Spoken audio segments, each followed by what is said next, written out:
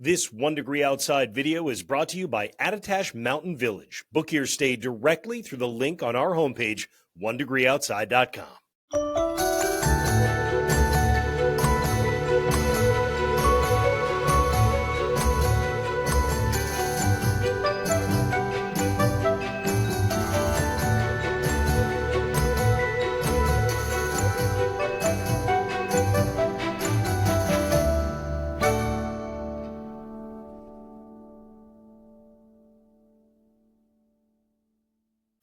15 AMV gets you 15% off your stay at Attitash Mountain Village. And we still have our giveaway going on. 2 nights in the White Mountains up at Attitash Mountain Village. The only way to enter this contest is on our app, which is free. You can download it on the App Store and Google Play. Just search Noyes 1 Degree Outside Weather. And right on the homepage, you'll see that spot to enter. Contest runs through January 10th, so you have a few more days. Good luck to everybody. Meanwhile, across the country, couple different big weather stories, right? One is the storm system down to our south through the mid-Atlantic. The other is cold air that's streaming all the way back down into the southern United States. High temperatures today, sub-zero in the northern plains, only in the 30s and 40s all the way down to the Gulf Coast in spots. And after living in Florida for a couple of years for grad school in Tallahassee, I can tell you that when it gets below 50, 40 degrees, everyone bundles up. So it is a bit of a shock to the system. Freeze warnings extend all the way back down into central Florida. Actually, some of the wind chill values are going to be running in the 20s.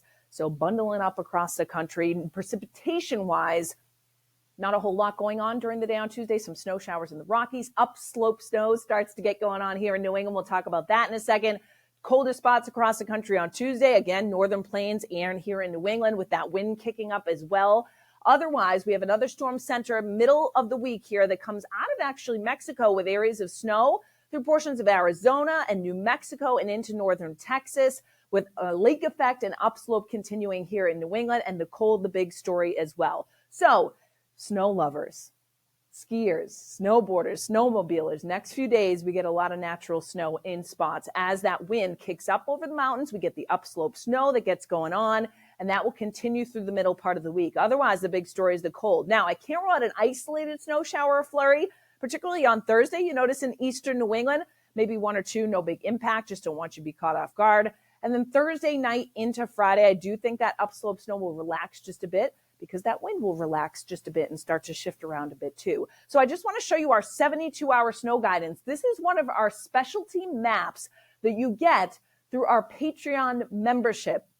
4 different tiers to choose from, but this one is the 1 Degree Outside enthusiast tier. If you are a snow lover, if you are a winter sports enthusiast, this is the one for you. One of our many maps, along with the winter sports discussions we put out 2 times a week, on top of other benefits and exclusive content that we have as well. So bottom line, up and down the mountains, from the Berkshires through the Green Mountains and into far northern New Hampshire and northwest Maine. Even the Litchfield Hills may get into a coating to an inch or so by the time we get through the middle part of the week. So it's 2 to 4 and then 4 to 6. And some of the guidance here, look at that, 8 to 10 to 12 inches. I wouldn't be surprised if somewhere like Jay Peak ends up with higher totals at the summits. That extends into northern New Hampshire, right, with a widespread 3 to 6 in many areas. The favorable spots when you get from Cannon back up to Bretton Woods, Wildcat, Prospect, and then far northern Maine getting into the action as well, though the highest totals will be focused across northern Vermont through the middle part of the week.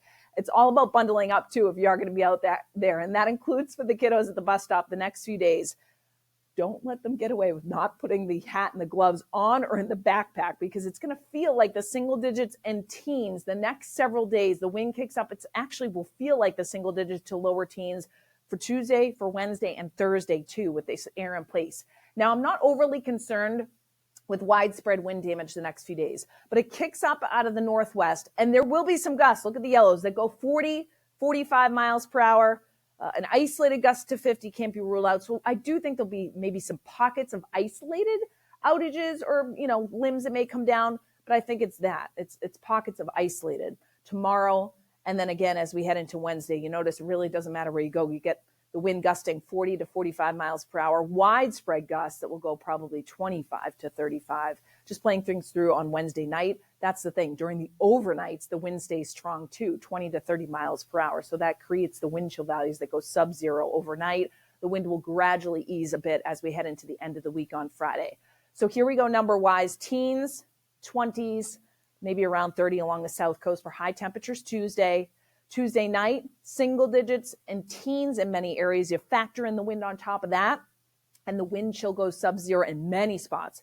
For western, central, northern New England, some of the coldest wind chill values are probably around 5 below. And then single digits, what it will feel like much of southern New England as well. So it's a bitterly cold start on Wednesday morning. We do rebound into the teens and 20s, so about 10 to 15 degrees colder than average for this time of the year. Wednesday's predicted wind chill doesn't get out of the single digits, both above and below zero in the North Country. Wednesday night, teens and single digits again. So it's really the next couple days that this heart of the cold air is over us.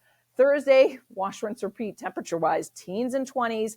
Chance of a snow shower, mountain snow and upslope snow continues. And then on Friday, that will ease. It'll be a brighter day overall. And notice the temperature on Friday won't be quite as chilly, 20s and 30s. So definitely more seasonable, or at least a little more so as we head into the end of the week. So the cold's in place. Will it snow for a lot of the rest of us, aside from the mountains? Matt talked more about that. Check it out. Talked about the polar vortex too and our January monthly forecast, which you can find on our website, on our app, and our social media as well. The number 1degreeoutside.com.